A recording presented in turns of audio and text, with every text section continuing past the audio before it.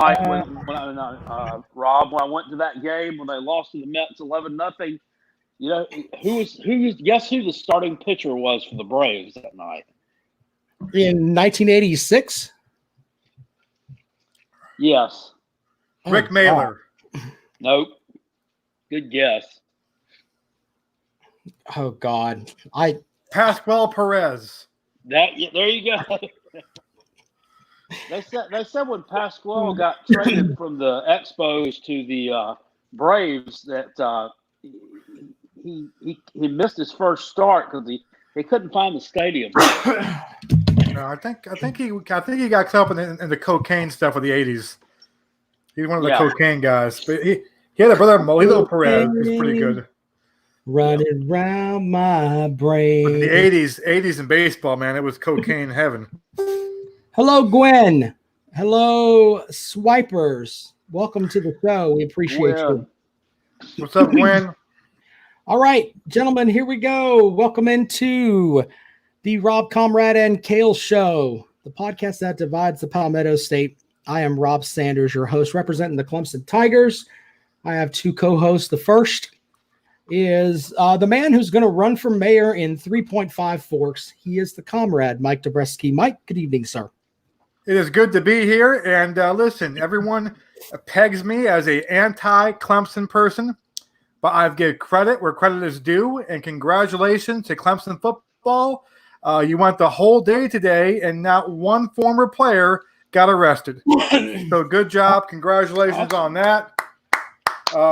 Quality right there. I tip my hat to Dabo and the men he's leading. So I listen. I give credit where credit's due because it's a good job by them. As of now we're taping this at 9:30.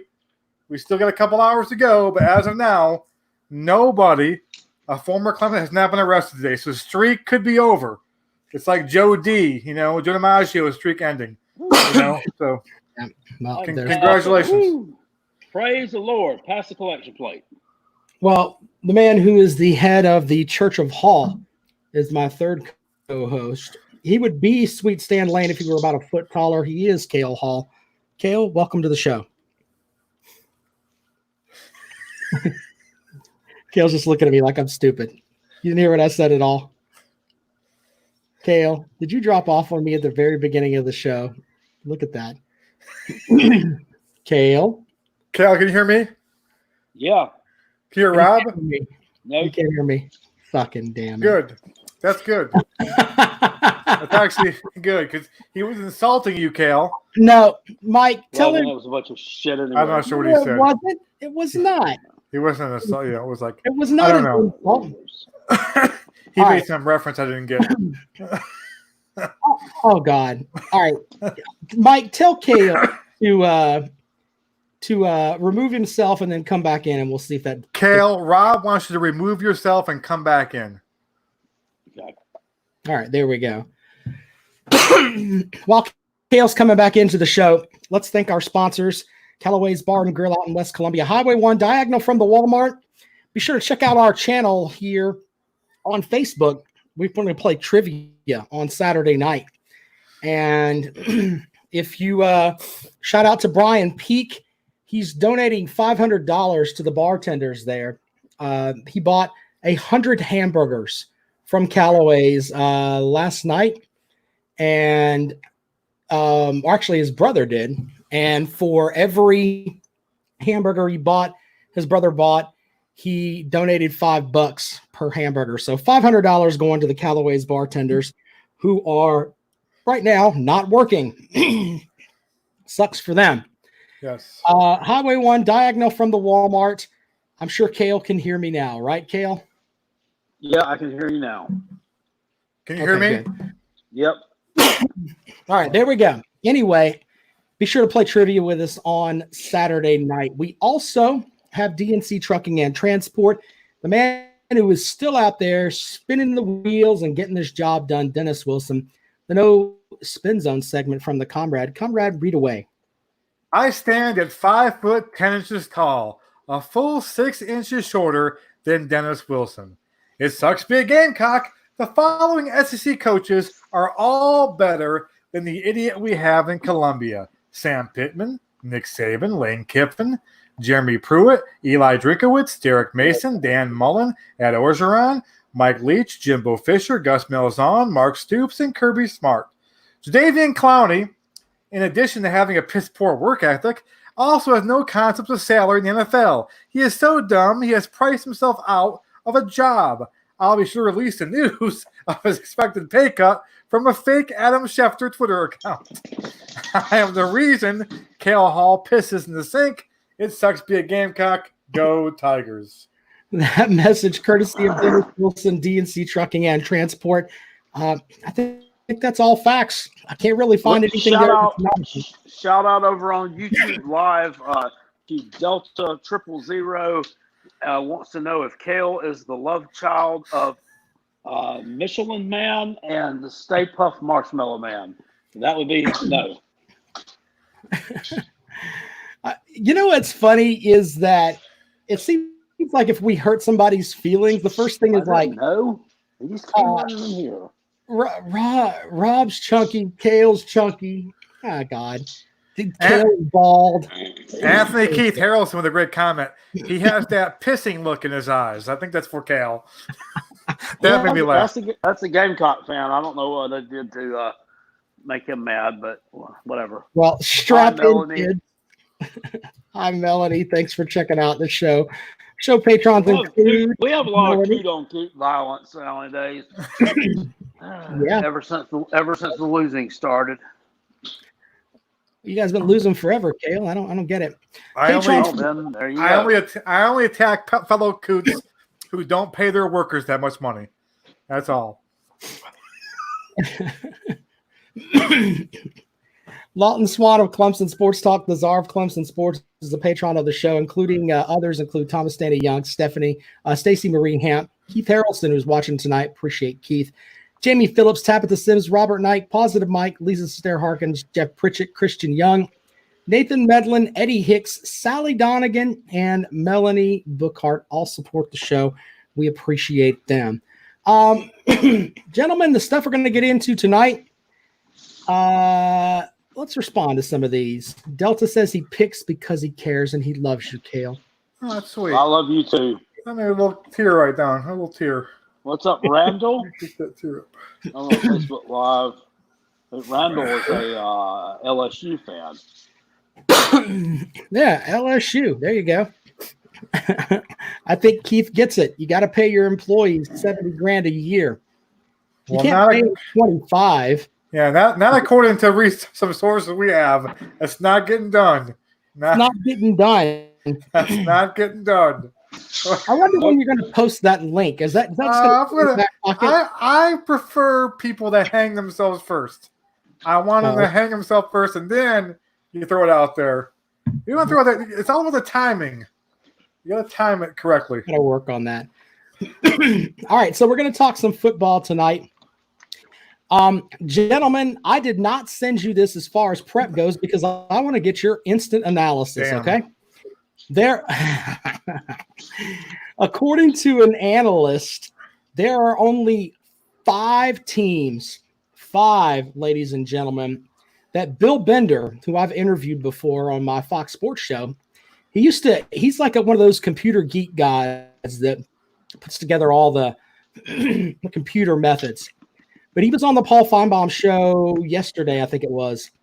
And he says there are only 5 teams that can win it all this season. I'm going to read you. I'll read you a team, and you tell me whether or not you think that he's on base with that. All right? Sound good? Yeah. All right. Here we go. One of the 5 is Ohio State. You think Ohio State has a realistic chance of winning the national title? Yeah. Yeah. Mike, you agree? I agree. I mean, they won the Big Ten. That's a playoff spot, and yeah, they got the quarterback play. We saw last year that they were better than Clemson. Just they got screwed with the referees, so they can get into a title game. Then once you're in a title game, then anything can happen. One game, I'm not saying that if they played LSU probably beats them, but hey, one game, you have whatever it is. So yeah, they got a realistic shot. I mean, if you can get to the title again, casually sit by and let you say that the refs cheated them, and that's how they lost. Oh my! Hold on, goodness. let me finish. The refs were not Justin Fields and throwing more interceptions in that game than he did all fucking season. Okay, can we just say? Oh goddamn! Can we just say this? Okay, I'll retract my statement. Let's just say you were very fortunate to win the game. Can we say that? Can we say you were fortunate? Clemson only needed a quarter and a half to beat them. They slept. Can we say you were fortunate to win the game? No. I blame Ohio State fell apart midway through the second quarter in that game. They were up. What were they up? 17-0. Yep. No, that wasn't the referees. That was Ohio State falling apart. It was, but just the idea that on fourth down, the referees did either. On fourth down, you got that helmet to helmet hit, which gives them the first down. If that drive stops there, you probably don't win. And I know it was probably the right call, but it's just in terms of the spirit of the rule. Okay. Holy fucking shit. They out schemed in that play. They stopped in that play, and it's a real ticky tack, kind of helmet to helmet. He wasn't trying. Lawrence kind of bent down. I mean, and that's really the game. They lose one of their best defensive players. You get a first down, hit a punt it. I mean, so I'm not saying it's the referees because you can argue both ways, but you were real fortunate. On a fourth down, they blitzed you. You didn't pick up the blitz. You didn't pick up the blitz. I said retract this. I said retracted it. Good. Okay, you didn't pick up the blitz. I mean, they beat you on that play, and you got lucky with a little tic-tac, helmet to helmet. The guy gets tossed from the game. You get a first down out of it. It's just kind of you were fortunate. Okay, you won the game. Stop. Good. You were fortunate though. That's all I'm saying. I would value your opinion. I'll tell you, I was in that second quarter. I was cursing the name of J.K. Dobbins when he dropped that little swing pass out of the backfield. The dude could have moonwalked into the end zone from that point. But he drops it, and they, I believe, have to settle for field goal. And that changed the complexion of that game right there. From then on, the initials JK stands for just can't. And I forgot with the fumble too. That's the other thing too. I forgot with the fumble. Good Lord, or God, he took 45 steps. So much hatred. I mean, it's just kind of you were very lucky that game. I even forgot about that. I blocked that play out. Thanks, Delta, and I don't know for bringing it up. I totally forgot about that the fumble play where was it T Higgins? T Higgins caught it, took 14 steps. Was it T? It doesn't matter. That's what the refs called. Can't argue. I know with that. you were very fortunate. So yeah, the question is yes. Whatever. The next team on the list is the Georgia Bulldogs. I say no. Kirby Smart is a fraud, and I think that Jamie Newman coming in, they're going to have to completely rework that offense and the way that they play to go to a quarterback who's used to making plays with his feet. I don't think the offensive line is ready for that kind of stuff yet. It's something that it takes time. It takes time to develop the chemistry with that. And I think that Georgia may slip up and lose 2 games in the regular season. They're not even going to win the East. What do you guys? Always have a really solid offensive line, though. And offensive linemen are usually your smartest players on the field. If you got a good offensive line, they're very intelligent. They should be able to pick up the blocking schemes fairly quickly, I would say, to skew towards a Jamie Newman type quarterback, as opposed to a Jake Fromm, a pocket passer type game manager quarterback, a hand it off 40 times a game quarterback.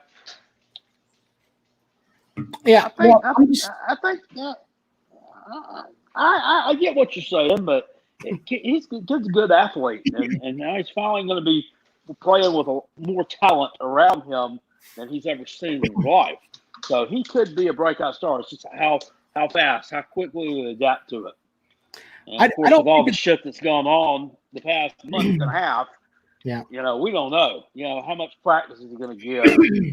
Yeah, that's true. We don't know if he's had enough time to get the playbook in, etc. But I'm talking about him not staying in the pocket. That's what I'm talking about. And you can be a great offensive line, but you got to get the guys that can. What? What's up right here? What's up with the Tennessee fans chiming in? Kirby Smart is a joke. How many times have y'all beaten them, sir? How many times have you beaten them? That's a very valid question. I don't believe it makes no sense. Georgia with Kirby Smart at the helm. In fact, South Carolina has more wins over Kirby Smart than Tennessee does under the Kirby era. Yeah, I mean, I don't find that shocking. All right, well, let's go to the third team. You didn't ask him about Georgia. That's like Vanderbilt fans saying Nick Saban is a joke after they beat you like 63-0. Nick Saban blows. We could rip on Tennessee all night on that. Comrade, what do you think, man? You like Georgia? Well, what you said, and I hate to say this, makes sense, Rob. And that's very, very rare that you make sense in this show. Now, you make sense on your daily, afternoon show, but on here you're dumb. So you get kind of scary. That being said, Georgia wouldn't be my pick to win it all. Like if I'm making predictions, I wouldn't pick them. But they have a ton of talent still, so I can see what this Bender guy puts them as a team has a chance. If things come together, and which I don't think they're going to quite come together in that way, but they could. They're right there. They're good enough to win the East, and they're good enough to then, play one game in Atlanta to win the SEC. And at that point, you're playing against a bunch of teams from other cupcake conferences, and you can win it all. So, I mean, I think you give them a chance. Not my pick, but I put them in that category, though. I'm researching something here because the Tennessee fan says that they have the same number of wins that South Carolina does. I can't remember the last time Tennessee beat Georgia, but I'm going to give you the 2016. Was Smart? Remember with like 1 second left with Josh Dobbs, Jawan Jennings. Hail Mary. Oh, okay. Was that okay? Was it back and forth in Athens? It was back and forth, and Jacob Eason had scored with like 5 seconds left, and sounds like a fluke. Thought they won the game, and they had one play, and Dobbs threw a Hail Mary. So it was a fluke game. Yeah, we beat Kirby Smart. We smack him around and leave no doubt. Oh God! I had my feet up in the fourth quarter of the Georgia Carolina game. Feet up in the fourth quarter, knew when the game was over. So they did beat him. My bad. I was thinking. So you're tied. 17, and he came in 2016. Well, there you go. I can admit when I made a mistake because I'm the first one to say it. I don't remember that game because I made a mistake. Tennessee probably. What did Tennessee finish that year? What did they finish, like 4-8? 9-4, I think. That's how they lost to the Gamecocks. They had the SEC East won. They lost to my Gamecocks right there before Halloween, and then they lost to good old Candy Vandy. Oh, I mean the best team in your own damn state. They almost lost to App State too, almost. So that's funny. Got one on us You're the third best team in your state that year because Memphis is probably better than you were. You lost to Vanderbilt, so you're number 3 in your state. I think Middle Tennessee probably. That's 4. Fourth in your state. You want to know something interesting? And I just looked this up. According to Wikipedia, the series record with Georgia and Tennessee is Georgia has 24 wins, Tennessee has 23 wins, and 2 ties. Georgia has a 3-game winning streak in the series. I didn't realize the series was that damn close. Georgia owns you. They own you. By 1 game, Mike. Ownage. Holy shit, Mike. How are you guys over on the chat room? We appreciate you. The next team on the list, gentlemen, as one of the 5 that Bill Bender says has the opportunity to win the national title. He has the LSU Tigers. Mike, do the LSU Tigers have enough this year to win the national title?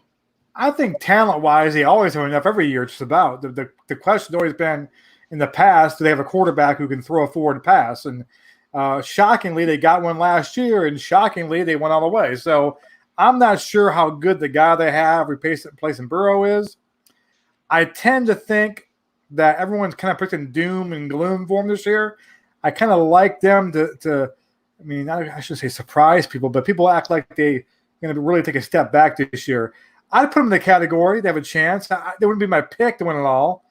But I think with that talent and the fact that, Orgeron appears to be a pretty good coach now, got a handle on that job. And, hopefully they can kind of keep going, in terms of the quarterback replacing Burrow. And I know they got to replace Brady and all that stuff too.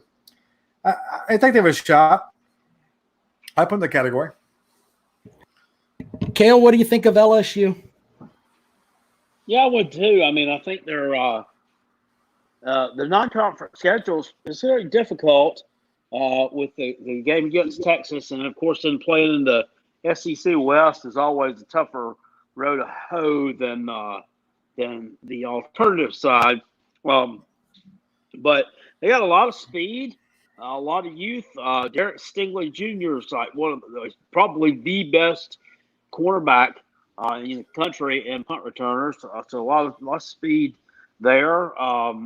John Emery Jr. is a very highly touted kid who will be, I think, sophomore this year. Should be taking over that running back position from Edwards-Helaire. I don't know who the quarterback is. I don't know who's coming in to take that spot, but it's all going to hinge on the quarterback play. I think they'll have the play on the lines of scrimmage and at the offensive skill positions other than that quarterback. I think that's going to tell all the story on that one. So I'd put them in the mix. I mean, they definitely know how to get there. They've gotten there before. So my thing with LSU is all of the guys they lost, and I think that with all of the guys that they lost, I think it's just going to be tough. I think they're going to stub their toe somewhere. You lost a lot of talent at wide receiver. Yeah. Which you all know about. Yep, certainly do. You're right about that. And I wonder how much they're going to miss Jamar Chasen. Yep. So we're down to we've already done. Have we done Alabama yet? Alabama. No. Have we done that? Yeah, Alabama. One of the other teams too. We will start with Cale. I think Alabama's on a mission this year, and I think they're going to shred some folks. I think so too.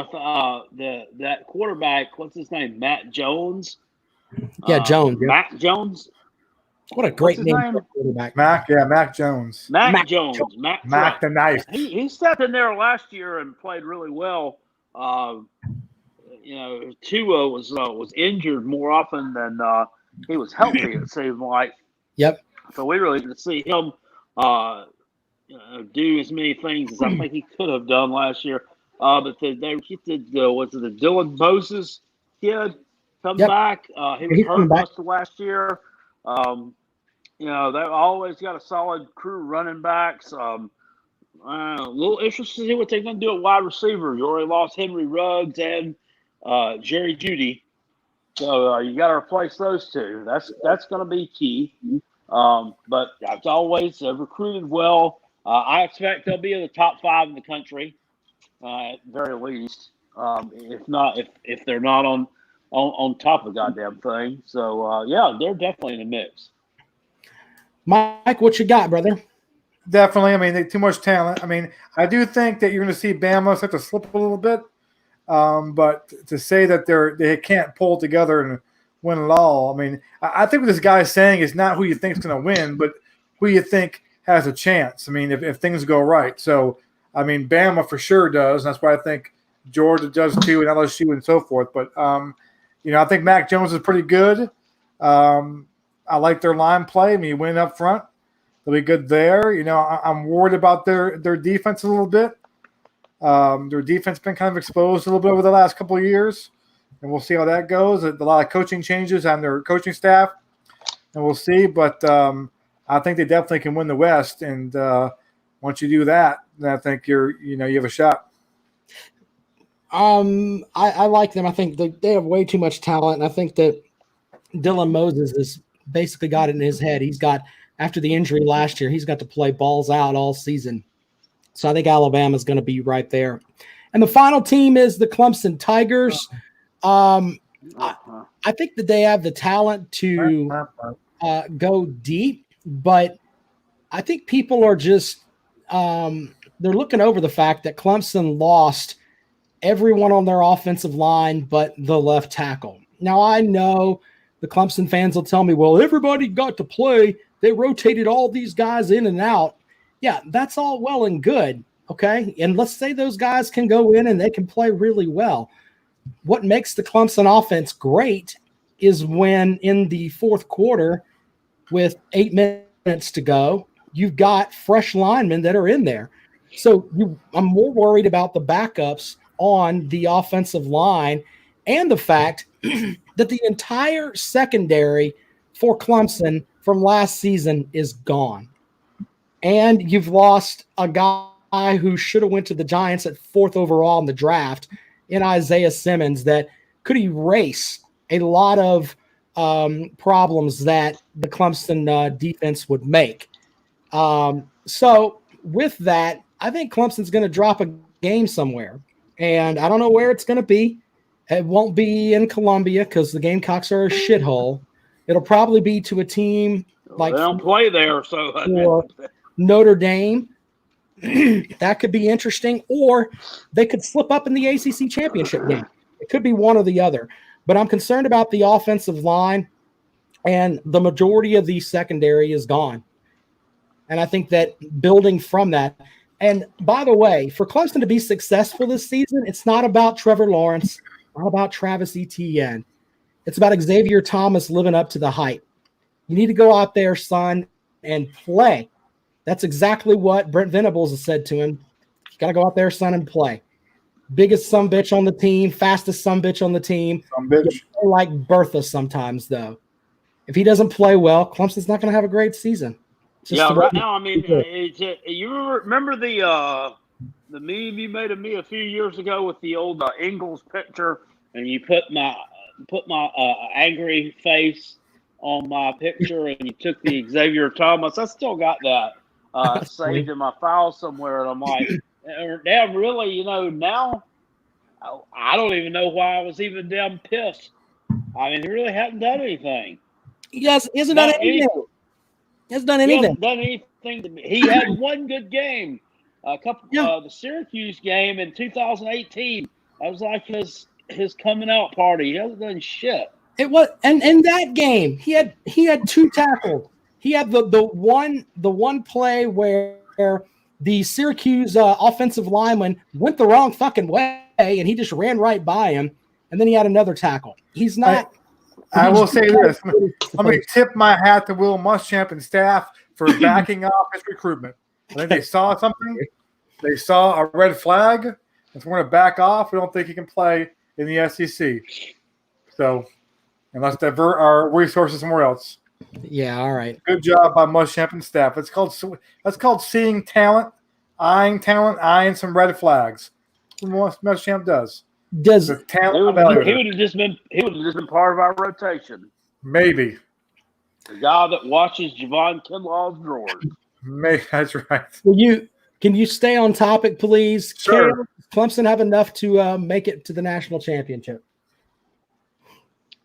Never said they didn't. I'm asking you if they do, Cale. That was the question we're asking everyone. You made an interesting point there about the offensive line. Now, I can't recall a time anywhere during these 5 years or so run of playoffs for the Taters where they had to replace that many starting offensive linemen. With me, it all begins and ends there. I mean, it really does. It begins and ends the offensive line. If you have a shitty offensive line, I mean, you're not going to have a good running game. And your passing game is not going to be on point. Not saying that it's going to be, I'm sure the kids that are coming in are very talented bunch, but they got to gel. And replacing that many at one time, that can be difficult, especially the first few games. Do I think you drop a game this year? I think you do, and it's not me. That's not me being a hater, because you know how I feel about you people. But I don't see you being able to run through another season unscathed. I just don't see it. There's some games in there, potential slip ups. That Notre Dame game is a potential slip up. Louisville's been coming on. I don't think you lose to them though. That's a home game. I think it'd be on the road more likely than not. If you do slip up, Gamecocks. I mean, that's always one that could be dangerous for you. Dangerous. Smile on your face. Dangerous. What? NC State's going to be looking to improve. Throw out the records. Get a measure of revenge. They were right there. They were neck and neck there with just the Tigers. They were the second best team in the ACC Atlantic there for a couple of years. So could be looking to rebound a little bit. I don't know that they have the Jimmies or the Joes to make it happen. Or the Hoes. It'll be interesting. The Hoes are important. You're right about that, Comrade. Comrade, does Clemson have enough to make the national championship? No, and I'll tell you why. Because your coach and your former players are not doing their part to flatten the curve, and there will be no season. They're out driving around with drugs and drinking, spreading the virus. Dabo's flying to Florida, and the pandemic spreading. There'll be no football season and no national title, and your crappy-ass program's to blame. Okay, now if we have a season, do they have a chance? Of course. You play nobody except for the team at the end of the year. Not a damn thing. And you probably will still go to the playoffs after we beat you. Okay? But obviously you got enough talent. But are you going on the record saying you're going to win that game? Did I predict it? I said the only team you play worth a damn is at the end of the year. Now you said when we beat you. That's what you said. Do I need to have the okay? Oh, you know what? Here's my prediction. You will not beat us in 2020. That's my prediction. In 2020, you will not beat us, and I will hold by that.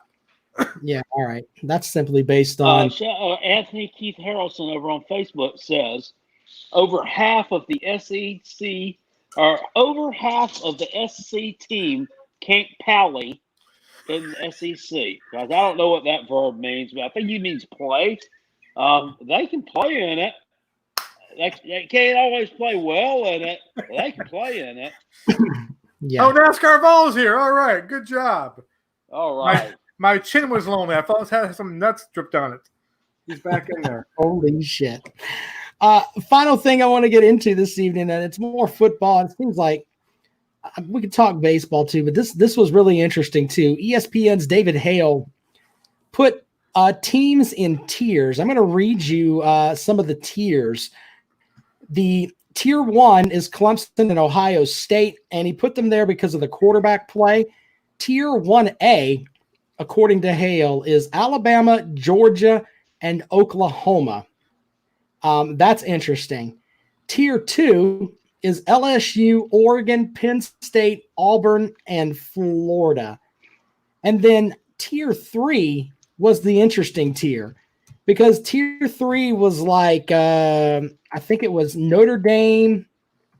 I'm going to read you the rest of the teams there, but the way that he tiered those up, it was interesting. But the tier 3 was really funny because it had Notre Dame, Florida, I want to say Texas A&M. In tier 2. Yeah, I'm sorry, Kay. I'm reading it right here. Hold on, give me a minute, gentlemen. You can't slide one by me, motherfucker. You're like Ron Hextall.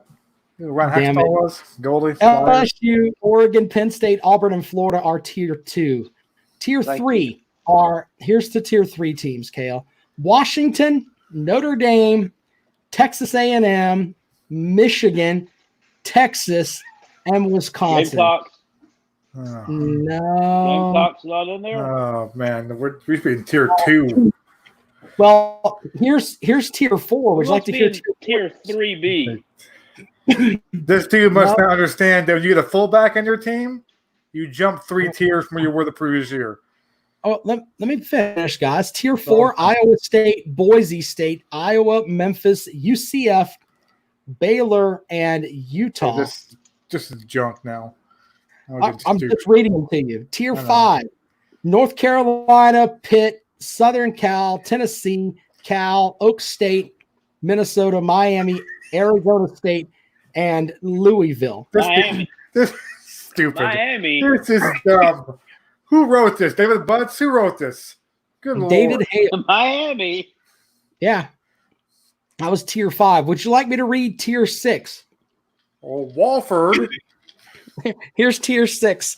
Nebraska, Florida State, Indiana, Kentucky, Virginia Tech, Cincinnati, TCU, Ole Miss, Louisiana, BYU, Navy, Wake Forest, Buffalo, Air Force, Kansas State, Louisiana Tech, Michigan State, Mississippi State, Temple, Texas Tech, Washington State, and West Virginia. The Gamecocks did not make tier 6. I didn't bring that up for that, but I just realized, holy crap. He didn't list Tennessee either. Yeah, Tennessee's in the mix, I think. Hold on, make sure here. You said Kentucky. Yeah, Tennessee's a tier 5 team, Cale. They're up there with Southern Cal, North Carolina, and Pitt. Let me try to find this. Pitt. We're trying to find this David Hale on Twitter. And find his ass. What are you going to tell him on Twitter? I'm going to tweet him. He's a jackhole. Oh, you're a jack off? Is that what you're going to tell him? Well, but here's the reason that I brought this up, gentlemen, is because I'm sick of seeing Oklahoma always up there in the mix and Notre Dame always in the mix. Those teams are. They're like sweaty balls, always hanging around. Yeah, but they never really do anything, you know? Exactly. There you go. I don't understand why they're right there on the cusp, and I also don't understand. A&M. I don't get the A&M love. Yeah, the A&M love at tier 4. Tier 3. And the Texas love. Yeah, I mean, Texas A&M and Texas have been complete shit shows for a long damn time now. And, Texas is never coming back. Not for a long damn time. Every year they seem like they get good recruiting classes, but they end up being just a shitter. And I don't get it. And I'm tired of Penn State being put down our throat too. Stop giving me these teams from the Big Ten like Penn State. Penn State's a solid program. They go 8-0, and then all of a sudden they finish 10-2. They lose games they're supposed to lose every year. They lost to Minnesota. It was a damn good team. I mean, let's not use Penn State the phrase "down our throat" in Penn State. Let's avoid those two things, please. I'm just tired of the Big Ten being pushed down our throat when they normally don't do shit. Especially when it comes to playoff time. Here lately, they're not worth a shit. So they shoot themselves in the foot. We know that for damn sure. What do you think of Auburn and Florida being a tier 2 team? I like Florida a good bit, but I think Auburn's going to have some issues this year. Auburn lost some talent. What's that?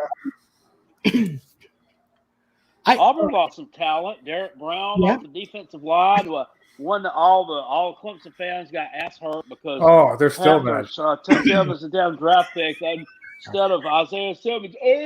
Buddy over there, Anderson, Paul Cobb, who doesn't watch the show, but he's posted up. You know what? I'm sick of this. I'm going to renounce my fandom and find another NFL team to pull for because. This front office is just so stupid. And there was a poll on Twitter asking Clemson fans, should Clemson boycott the ACC championship game in Charlotte because the Panthers won't draft a Clemson Tiger? Your fan base is the weakest. They act like the Panthers owe them some kind of debt of servitude because you let them play in your fucking shitty stadium for 1 year while theirs was being built. They've already got your damn shitty ass tater paw in the corner, a tiny one in the corner over there at the end zone of Bank of America Stadium. That's enough. That's it. It's a fair trade-off. 1995 stadium, tiny tiger paw. We're done. We're not taking any shitty draft picks. Well, I did some research on this, and I passed this along to Mike, and I put it out there on Twitter as well. Clemson fans, I like the idea of being an equal opportunity person. If you're going to despise a team for not drafting a Clemson player, why don't you go and look to the Baltimore Ravens, who since 1995 have not drafted a player from Clemson? Why don't you look to New England, who since 1995 has not drafted a player from Clemson? Belichick doesn't like that much. Why he doesn't trust your thing? Well, whatever you want to believe, but the reality is stop bitching about what the Panthers do. But by the way, real quick, I'll ask Kale this. Maybe he knows. Kale, what NFL team historically has drafted the most Gamecocks of all time?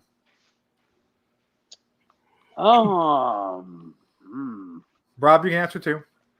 I heard this on the radio the other day. I didn't know this. I heard it on the radio yesterday. So I'm going to go with historically drafted the most Gamecocks. Most Gamecocks, drafted them. Denver Broncos. Nope. No. Did I say no? Fuck, I don't know. I mean, you don't have a lot of guys get drafted. I think it's a pretty good mix. The 49ers? It's 18 total. And it's the Green Bay Packers, Rob's team. That's what I was going to say. The green and gold, 18 Gamecocks they have drafted. Now, most of those were drafted before the merger, though. Only 5 have been drafted since the NFL merger. So most of those were drafted back before we had the AFL, NFL back in the 40s and 50s and so forth, which is kind of strange. But, Green Bay Packers, 18 Gamecocks, only 5 since 1970, though. So old school. I think that's why Rob became a Packer fan. I think that deep down he loves the Gamecocks going to Green Bay. Delta 900 got it correct over there. And so there you go. Give him 3 points over there. To 3 Delta points for you, Delta. 3 points for you. Points for you, sir. So there's that. Anyway, one more thing with the tier, the way this guy set them up, I don't know.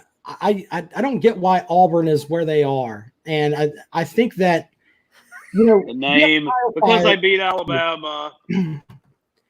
But Mike, don't we always have a tire fire every year? It seems like. I think Auburn is this year's tire fire.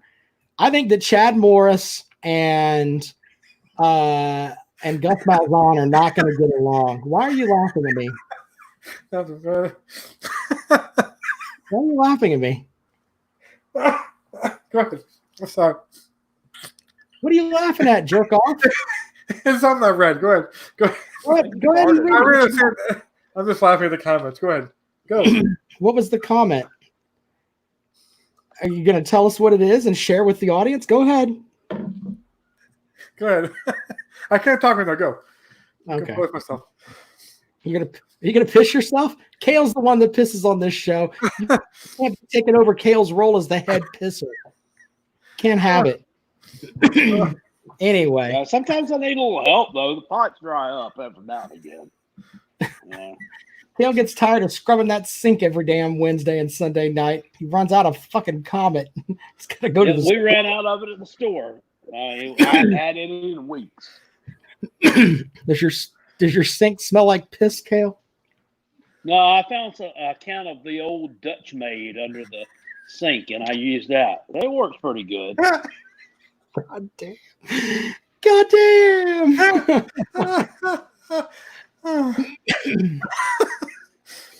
I don't know what the hell the comrade's laughing at. He won't share with us. I don't get it. You're not going to tell us why you're laughing, sir. There's a visual of Bruce Willis to me more. I can't get out of my head right now. That's all. Bruce Willis eating Demi Moore. Thanks to Delta 900 for that. There's a comment before that it was So was it from the same guy? I forgot who it was from. I just saw it real quick.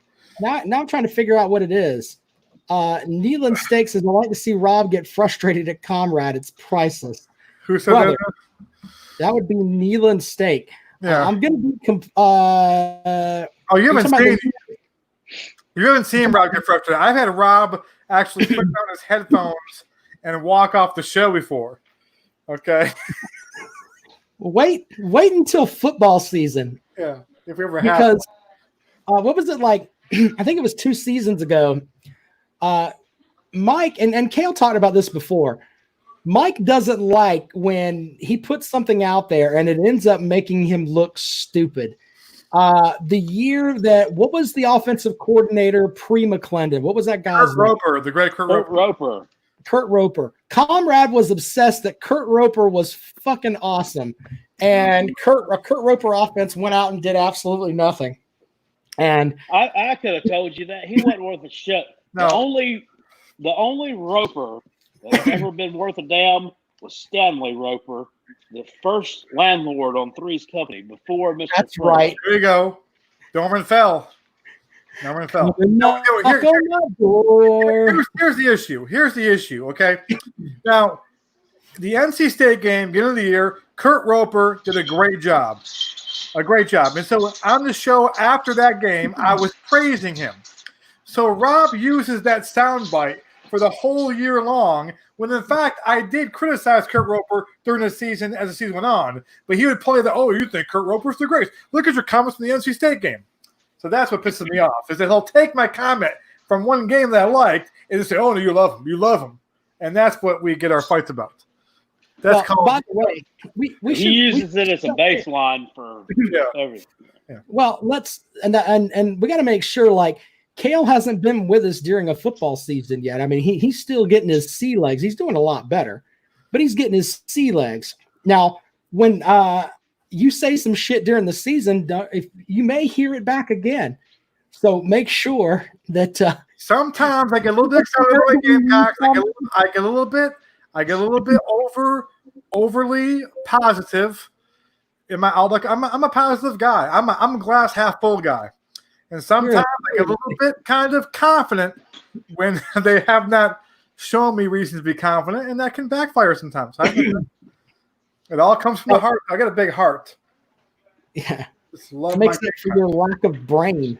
I got a huge brain, too. Look at this damn head. But let me come back and bite you. Remember, what's the phrase we use, comrade? Mean what you say and say what you mean. I will say this, though. Here's the thing that pissed me off, though. I want to put something again, piss you up, just because it just pissed me off. Okay, so a lot of you may know that I predicted 3 years ago, that Jake Bentley would get drafted in the first round.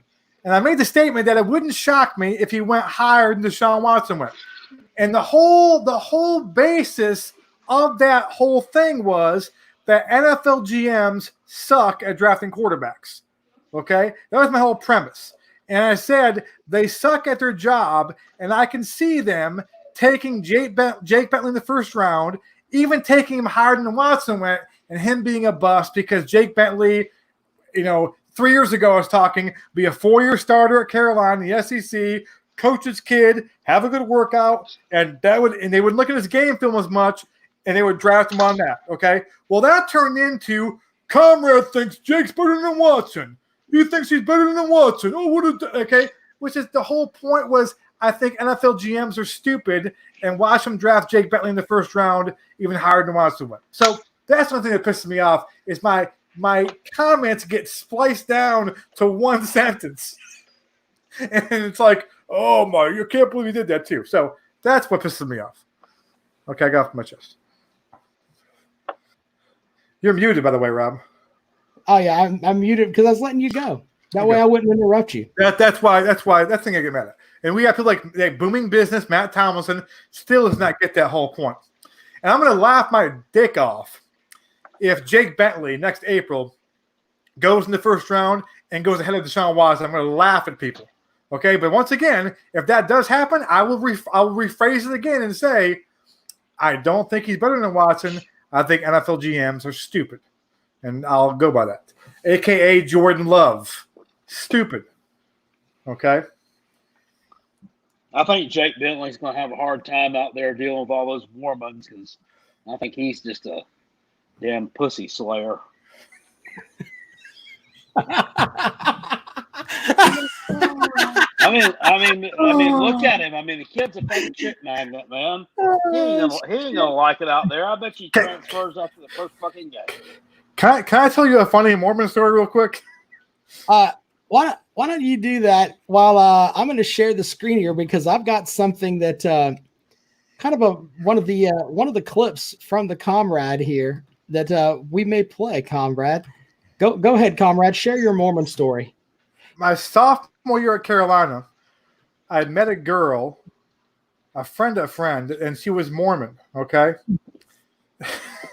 And so my buddy and I were kind of double dating with her and her friend. Okay, she was kind of dating her friend. I was kind of dating the Mormon, not really dating, but kind of dating the Mormon. Okay, so at that age, you're as a guy, you're hoping that maybe you can kind of get lucky. Okay, and if more sugar cookies. Mormons, are true Mormon. Well, I mean, I guess true Catholics too. You don't have sex till you get married. Okay, I wasn't going to get married. And so my best friend kept on telling me that, you have no chance unless you marry her. I don't think she's a serious Mormon, though. I think she's just kind of going along with her family. No, she's a part-time Mormon. Yeah, I don't think she's all the way. I don't think 4 years. She's not all in. I don't think she's all in. So I'll never forget at the Russell House in the parking lot. Actually, the parking lot there, it's now grassed over. And in the car, and the conversation comes up, and the four of us in the car, and she brings up, she goes, well, something about, I don't know how the topic got on there, just a random topic about sex. And she goes, well, I'm not worried because I know because my religion, I'm not having sex till I get married. And my buddy kept on slapping the back of the head because he had won the bet we'd made and so that was the end of the story. I did not get lucky. I thought I could turn a Mormon into being more, not Mormon, but it didn't happen. So that's my story. Well, by the way, I'm going to play this clip, and Comrade talks about how I isolate clips. Here's some Comrade thoughts on Jake Bentley. Comrade, check this out. See if you can hear this first. If he stays all 4 years, I feel good that he will get drafted ahead of Deshaun Watson's. Who was number 8? Deshaun was number 8. No, Deshaun was number 12, I think. 12. Okay, all right. You know what? I know that's perfect. Even better. Okay. Did you hear that? Yes. Yeah, that's the kind of, I can pull clips like that and make the Comrade crazy. Let's play one more, just real quick here. And I called this one. That one's Comrade Loves Bentley. Oh, this is Dobreski Loves Bentley too. Let's check this out. You said Jake Bentley will get drafted higher than Deshaun Watson. And then this is the full clip. Check this out. I am not saying, in fact, I will sit there and tell you right now that Jake Bentley will not be as good, or is he as good as Deshaun Watson with the NFL? Yeah. He will not be. Deshaun Watson is very Jake Bentley. That does not mean that he won't get drafted higher than Watson was. Okay, there's all kinds of reasons for that too. Okay, we'll get into before. So the draft doesn't necessarily mean that you're better than somebody else. It's just how they go about drafting quarterbacks. And Jake Bentley has kind of all the boxes you check when you're drafting quarterbacks. Assuming he has a good year this year, and I think next year, if he stays all 4 years, I think he's got to stay 4 years. If he comes out early next year, I'm going to lose my prediction. If he stays all 4 years, I feel good that he will get drafted ahead of Deshaun Watson's. Who's number 8? Deshaun number 8. No, Deshaun was number 12, I think. 12. Okay, all right. You know what? That's perfect. Even better. Okay. I think so. Yeah. We have a $100 bet on that. Corey, if Jake Bentley. If Jake, no, we don't have $100. I never made a bet with you on that. I think we made a bet on that. I think we got $100 to find that. That's really good. But you know what? If Bentley leaves early, then that's a really good sign for the Gamecocks. That means he had an unbelievable year, and and he's been assured to be a first-round pick. I think Jake Bentley and his family are pretty smart people. He's not going to leave school unless he's guaranteed. He's a first-round pick, and so if he's a guaranteed first-round pick at the end of next year, then that means he had one hell of a year, and we had one hell of a year. And if that's the case, then I'd say, Jake, great job, and we wish you well. But I don't think he'll leave next year. No. Damn, that clip doesn't age very well, does it, comrade? Well, but there's a whole. The first one I had was NFL GMs being stupid. That's how that all got into that stuff. So that one that we found before was me talking about how they don't look at game film as much as they kind of look at all the intangible stuff. Okay, AKA Mitch Trubisky. Okay, who's the guy the Rams got there? He's like a flash in the pan too. Like all those guys they get who didn't have great college careers, but they have great workouts. They have a great Wonderlic scores. They have a great interview. They have some background. They played 4 years. They go, you know what?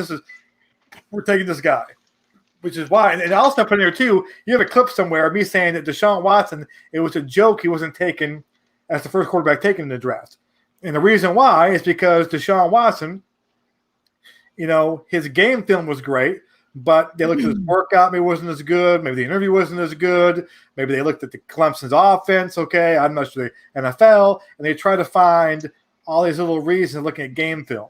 And I think this year's draft, I think because they have not as much time to do all the other bullshit stuff. All they have is game film for mostly.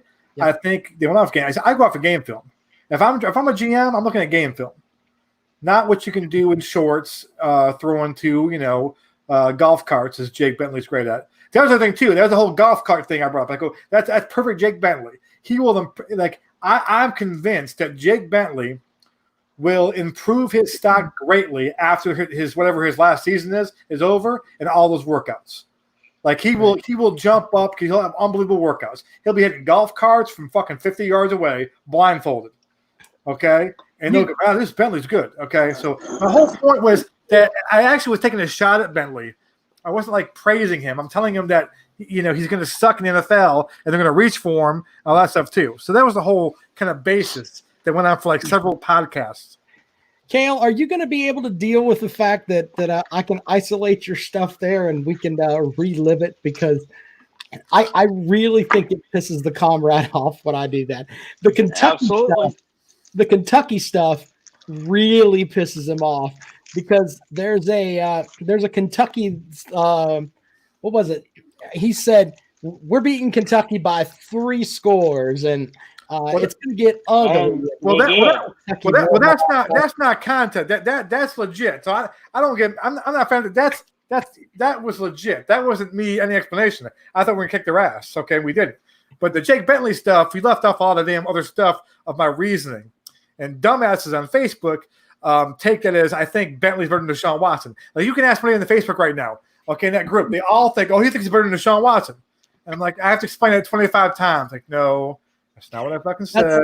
And since we're here on the podcast, I'll put it out there. That's my fault. I know. It's funny as fuck though.